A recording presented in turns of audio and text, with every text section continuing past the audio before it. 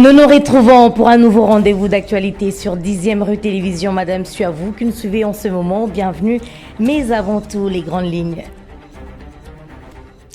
Au sommaire, le non-respect de la trêve humanitaire et la supposée implication de l'Ouganda dans la crise sécuritaire dans la partie orientale de la RDC. Patrick Muyaya, ministre de la Communication et Médias, porte-parole du gouvernement, pointe du doigt et dénonce une énième barbarie du Rwanda. Vous suivrez sa réaction dans ce journal lors d'une émission à TV5 Monde. Dans l'actualité également, le VPAM de l'Intérieur, Jacquemain Chabani, poursuit sa mission dans le Nord Kivu afin de s'enquérir de la situation sécuritaire dans cette partie du pays. Après la ville de Butembo, les patrons de l'Intérieur a eu des consultations à Goma où il a accordé une série d'audiences aux forces vives de cette ville ce mardi. Et puis enfin, Aziza Mounana, ministre des Affaires sociales, Action humanitaire et solidarité nationale, a reçu une équipe de la Banque africaine des développements ce mardi. Au cœur des échanges, le projet en cours d'appui pour le bien-être alternatif des enfants et jeunes impliqués dans la chaîne d'approvisionnement du cobalt. On en parle tout à l'heure. Voilà, c'est tout pour les titres. Encore une fois, bienvenue si vous nous rejoignez dans cette grande édition du journal. Pour débuter ce journal, comme annoncé en titre, sur la question de la trêve humanitaire et la supposée implication de l'Ouganda sur la crise sécuritaire dans la partie orientale du pays. Les ministres de la Communication et Médias, porte-parole du gouvernement, Patrick Muyaya, dénonce et pointe du doigt cette énième barbarie du Rwanda et dit attendre une clarification des Kampala. Le gouvernement congolais s'assure de faire sa part car il est urgent d'apporter des solutions idoines et l'appui qu'il faut aux populations. On l'écoute, il était l'invité de nos confrères de TV5 Monde. Je souhaiterais que vous ne puissiez plus parler du M23. Vous avez lu les derniers rapports des experts des Nations Unies qui parlent de 4000 militaires rwandais. Ils sont même plus en nombre que les terroristes. Et dans les terroristes qui recrutent, ils recrutent, d'après le rapport, des enfants dans les camps de réfugiés au Rwanda et en Ouganda. J'avais envie de rigoler tout à l'heure en début de ces journaux lorsque vous nous montriez des élections au Rwanda avec deux candidats recyclés, des élections à vase clos. J'ai vu un observateur FPR, pas observateur Union européenne ou de toutes les grandes institutions électorales qui sont connues. C'est tout dire du contexte politique qu'il y a là-bas. Et malheureusement, c'est des contextes politiques avec des velléités expansionnistes qu'on exporte en République démocratique du Congo. Parce que vous parlez de la trêve. Ce matin même, 3 enfants sont morts de bombardement venus du Rwanda et 6 autres ont été blessés. Mais lorsque vous observez, depuis que la trêve a été décrétée, nous nous assurons que nous faisons notre part parce qu'il est urgent pour nous de nous assurer que nous apportons l'appui qu'il faut aux populations déplacées, parce que c'était une trêve humanitaire au départ. C'est vous dire les niveaux de barbarie du régime rwandais qui, fort malheureusement avec cette parodie d'élection, pourra penser continuer ses aventures. Mais pour revenir à votre question, le président de la République a dit que nous ferons de notre mieux pour récupérer chaque territoire. Évidemment que ça prend du temps parce qu'il y a des efforts qui sont en cours, notamment pour la montée en puissance de nos forces armées. Et je pense que dans les jours et les mois qui viennent, tout sera mis en œuvre pour récupérer chaque partie de notre territoire et les événements. Ouvrons à présent une grande page consacrée aux activités qui se sont déroulées dans différents ministères. Après la ville de Butembo, le vice-premier ministre, ministre de l'Intérieur, Sécurité, Décentralisation, Affaires coutumières, Jacquemain Chabani, poursuit ses consultations à Goma ce mardi où il a accordé une série d'audiences aux forces vives de cette ville. Paul Senga dans ce reportage signé Désiré Wemboloa. À Goma, le vice-premier ministre, ministre de l'Intérieur et Sécurité, Jacquemain Chabani, a jusqu'à tard dans la soirée accordé une série d'audiences aux forces vives de cette ville, notamment les élus nationaux et provinciaux, les confessions religieuses, les organisations féminines, la structure Barza intercommunautaire qui réunit toutes les communautés ethniques du Nord Kivu ainsi que la société civile. C'est après avoir tenu une réunion sécuritaire à huis clos avec les autorités militaires de cette province. Chaque délégation a présenté au chef de la sécurité nationale les problématiques sécuritaires qui gangrènent leur ville, notamment les kidnappings, des assassinats, la non-circulation de motos après 18 heures, la criminalité, ainsi que les incursions nocturnes à main armée. Après avoir écouté attentivement ces forces vives de la nation, le VPM Jacques Chabani a donné à nouveau des orientations sur les mesures sécuritaires en réponse à leurs besoins. Et de son côté, le vice-premier ministre, ministre de la Défense nationale et ancien combattant Guy Kabombo Mwadianvita séjourne depuis ce mardi 16 juillet en province du Kwango où il a présidé le Conseil provincial des sécurités élargi. Il sera question pour le patron de la Défense de s'imprégner de la situation sécuritaire dans ce coin du pays et palper du doigt la réalité du phénomène Mobondo qui bat son plein dans ses textes opérationnels. Les détails dans ce reportage signé Marco Elda. Et vous rendre les honneurs à l'occasion de votre visite de travail à Kwango. C'est depuis la matinée de ce mardi 16 juillet que le vice-premier ministre, ministre de la Défense nationale et ancien combattant Guy Kabombo Mwadianvita est en mission de service dans la province du Kwango où il a présidé le Conseil provincial des sécurités élargi. Bien avant ce conseil, les VPM de la Défense a pris part au briefing organisé par la 11e région militaire, zone de défense. Les commandants régions, le général Jonas Padiri, a fait un état des lieux de la situation sécuritaire dans cette zone et a présenté les résultats de l'opération Gemba dans l'axe Kwango au vice-premier ministre en charge de la Défense. Cette visite de travail est pour le patron de la Défense nationale, Guy Kabombo Mwadianvita, un moyen de s'enquérir de la situation sécuritaire dans cet axe opérationnel de Kwango et de palper du doigt la réalité sur terrain. Accompagné d'une forte délégation de hauts officiers militaires, du commandant régent de la 11e zone de défense et le gouverneur du Congo. Les patrons de la défense a été accueillis chaleureusement par un bain de foule, lui témoignant leur encouragement et soutien pour l'éradication définitive de ces milices Mobondo, tout en plaidant pour les retours définitifs de la paix dans cette partie du pays. Le vice-premier ministre vient de formuler quelques recommandations. Évidemment, aujourd'hui, il a beaucoup plus entendu notre rapport par rapport à cette situation. Il a enregistré, il nous a fait quelques recommandations, mais il vient de nous promettre de nous revoir très prochainement à Kinshasa pour pouvoir donner des recommandations beaucoup plus concrètes par rapport aux diverses attitudes que nous devons observer. Dernier verrou sécuritaire pour accéder à la ville-province de Kinshasa. Donnant des orientations fermes, Guy Kabombo Mwadianvita a promis de ne ménager aucun effort pour que les forces armées de la République démocratique du Congo mettent hors d'état de nuire cette milice Mobondo qui dérange la population de ce coin du pays.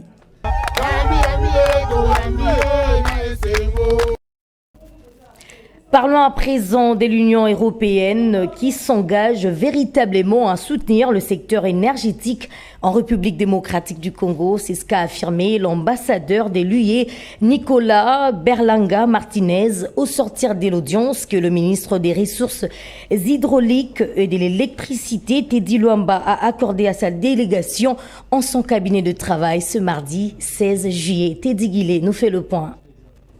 Cette rencontre, la première avec la délégation de l'Union européenne, a permis aux deux parties de passer en revue la coopération existante entre la RDC et l'UE, notamment dans les domaines de l'énergie. L'ambassadeur de l'Union européenne, qui conduisait une forte délégation, a expliqué qu'il souhaitait se présenter au nouveau ministre et l'informer des travaux déjà entamés avec son prédécesseur. Il a souligné que l'électrification, en particulier en milieu rural, et les aspects sociaux sont des priorités pour l'Union européenne qui attend soutenir et accompagner ces secteurs stratégiques en RDC.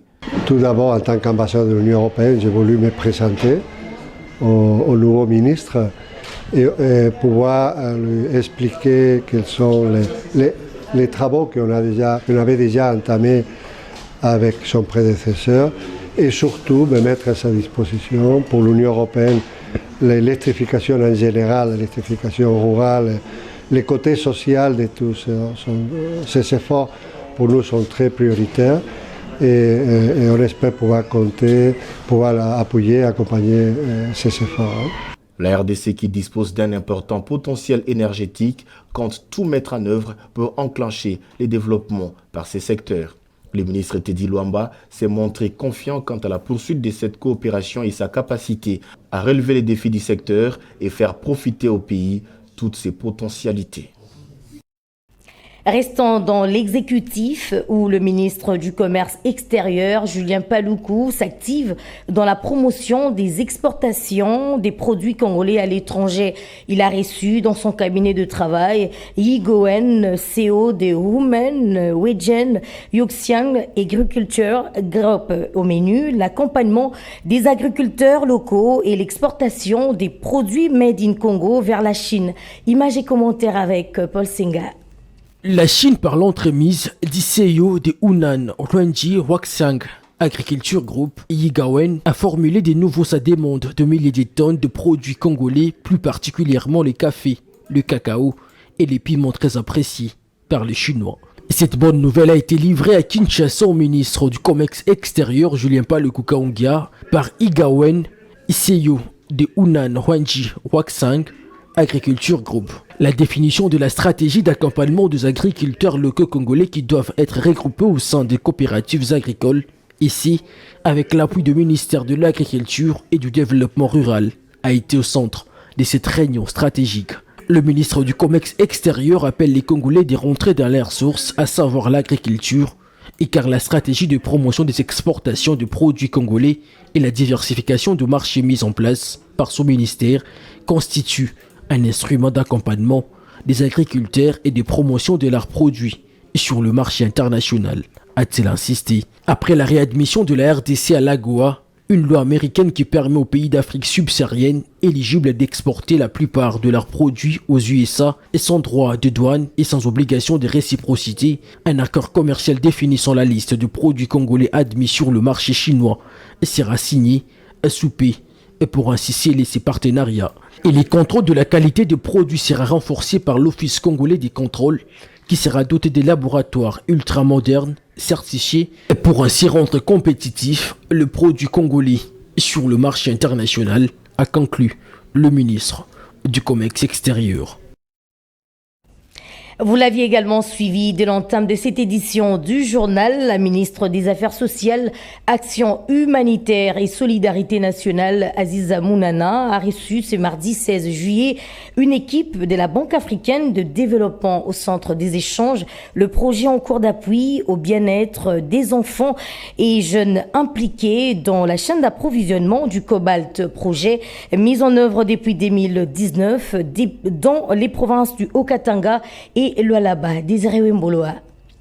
En qualité de présidente du comité de pilotage du projet PABEA Cobalt, la ministre des Affaires sociales, Action humanitaire et solidarité nationale, Aziza Mounana, a reçu l'équipe de la Banque africaine de développement.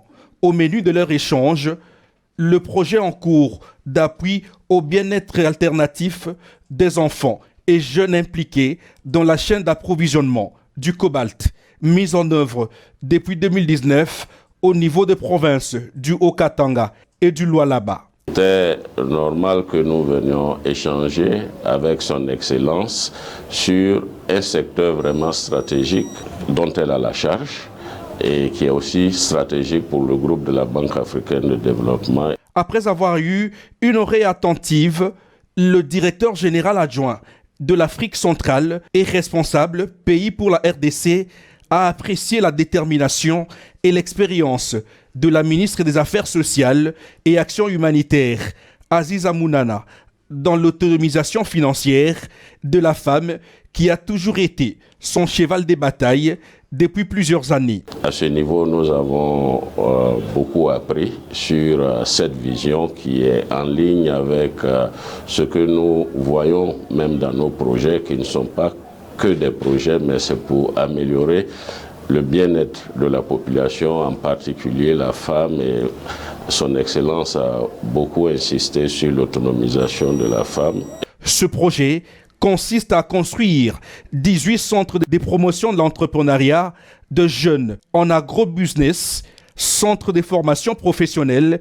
À cet effet, la ministre Aziza Mounana a anticipé en programmant dans les chapitres budgétaires du Fonds national de promotion des services sociaux, exercice 2024, car le social reste la priorité du gouvernement souminois et le cheval de bataille du chef de l'État, Félix-Antoine Tshisekedi Tshilombo.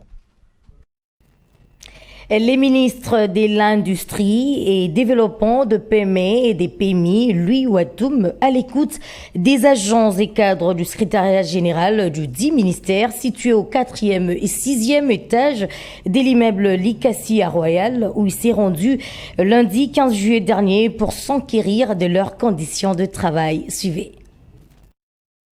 Accueil chaleureux au rythme des chants et acclamations. Les cadres et agents du secrétariat général ont réservé un vibrant accueil au ministre de l'Industrie et Développement de PME et de PMI, Louis Watoum, c'est lundi 15 juillet 2024.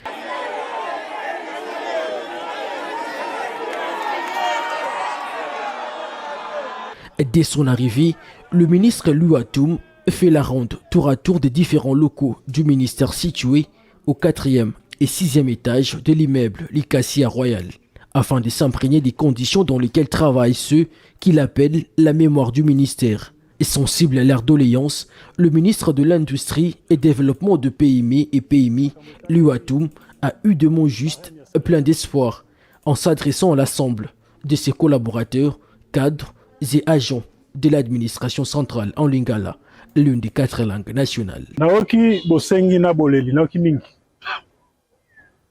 Na makambo etali barème ya salaire, na makambo etali ba bureau ezali ya kokola te, na makambo etali outil de travail naza lokola papa na bino.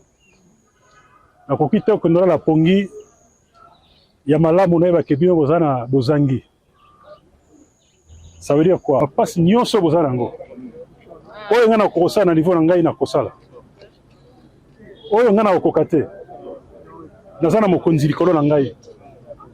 Maman Premier ministre Judith Suminwa. Soki ye na nga tolongi eloko yango te. Toza susu na oyo aza likolo na biso banso boyebi. Fachi beton ye moko. Tokomisa yango tie pa na ye. Ti solution ezoma. Oyo nga na sengi bino. Bien avant cette adresse populaire, le ministre de l'Industrie et Développement de PME et de PMI, Louis Watoum, a échangé avec tous les directeurs chefs de service. Séance au cours de laquelle ces derniers ont présenté un état des lieux sans contour de leurs services respectifs, d'une part, et de l'autre, ils ont tenu à rassurer le ministre Louis Watoum de leur soutien et accompagnement durant son mandat à la tête du ministère. C'est en fin de journée que le cortège du ministre a quitté le secrétariat général sous les ovations des cadres et agents.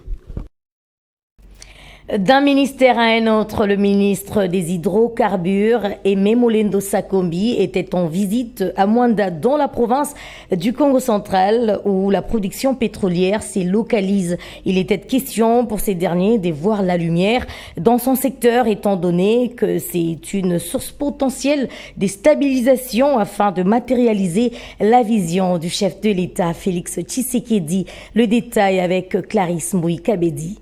Depuis sa prise de fonction à la tête du ministère des Hydrocarbures, le nouveau locataire Aimé Molendo Sakombi ne dort pas sur son oreiller. Il était en visite à Mwanda dans la province du Congo central où toute la production sur les gisements off-on, offshore et onshore se localise. Question pour lui de voir la lumière dans son secteur. Les ressources hydrauliques étant une potentielle de stabilisation nationale, le ministre des Hydrocarbures, Aimé Molendo Sakombi, a sanctionné sa visite par un échange avec les caucus de députés de la province du Congo central, la communauté locale ainsi que les entreprises pétrolières en vue de voir de voies et moyens pour que ce secteur soit bénéfique à la nation. Tel est le souhait du garant de la nation, Félix-Antoine Tshisekedi Tshilombo. Au sortir de ces échanges, toutes les parties prenantes satisfaites de la franche collaboration du ministre des Hydrocarbures et les députés promettent à leur tour de l'accompagner en faisant le suivi dans ces entreprises. Matérialiser la vision du chef de l'État, Félix-Antoine Tshisekedi Tshilombo, tel est le credo du ministre Aimé Molendo Sakombi, c'est là pour l'intérêt de la population. chants et danses l'accompagnant jusqu'au pied d'avion. Fermons cette grande page consacrée aux différentes activités de différents ministères. De manière brève, la République démocratique du Congo va abriter la 3e session des ministres de l'Organisation de la pêche et aquaculture des lacs Édouard et Albert, prévue en fin juillet allant d'une période de 3 jours.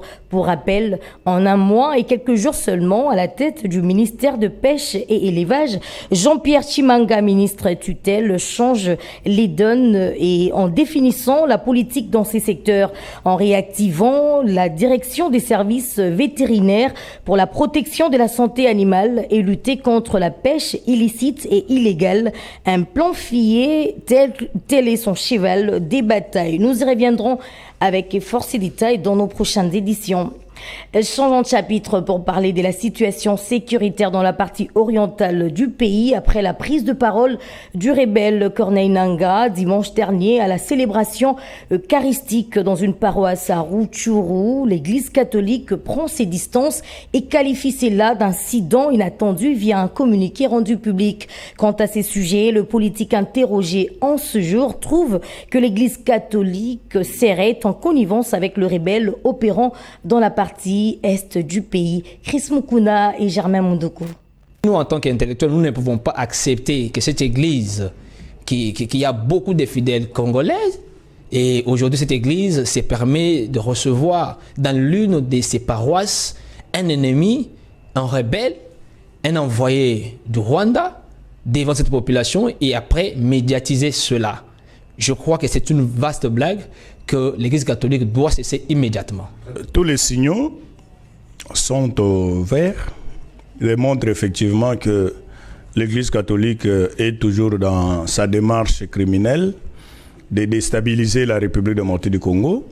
Je vous rappelle que lorsque Corneille Nangaa a rejoint son père Paul Kagame dans Brousse pour tuer les Congolais, il a reçu le soutien de Monseigneur Ambongo, Monseigneur, c'est cardinal Ambongo. L'Église catholique n'est pas cette église-là que les gens pensaient ou que les gens connaissaient, parce qu'elle a toujours évolué dans l'axe du mal. Vous savez, la colonisation de la République démocratique du Congo, on est passé par l'Église catholique pour déstabiliser le pouvoir de Mobutu. On est passé par l'Église catholique pour saboter les travaux de la conférence nationale souveraine. On est passé par l'Église catholique. Donc, aujourd'hui, pour soutenir cette histoire de ces alliances du fleuve, ça a été soutenu publiquement par Ambongo qui avait dit que non, ils ont raison d'aller soutenir, d'aller se rebeller contre le pouvoir. Donc, ils avaient besoin d'encourager. Vous savez qu'il y a eu encouragé Christian Malanga, qu'ils avaient même béni à partir du Vatican. Il était venu ici à la République démocratique du Congo. Il a été tué.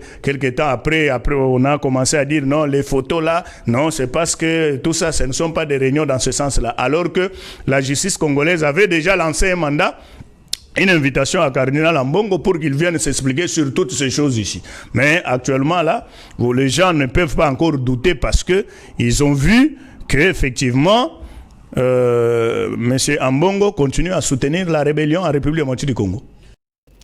Et pour boucler la boucle, une réunion des scientifiques Lokele a eu lieu dans la ville de Kisangani dimanche dernier autour du thème Éveil de la conscience Lokele Siswaka, un carrefour d'érudits, d'élites scientifiques de la communauté Lokele, toutes disciplines confondues, à l'initiative de la ministre nationale honoraire de la fonction publique, Yolande Ebongo Bosongo. C'était en présence des professeurs, des chefs de travaux, assistants et les corps académiques. Encore une fois, le point avec Chris Mukuna.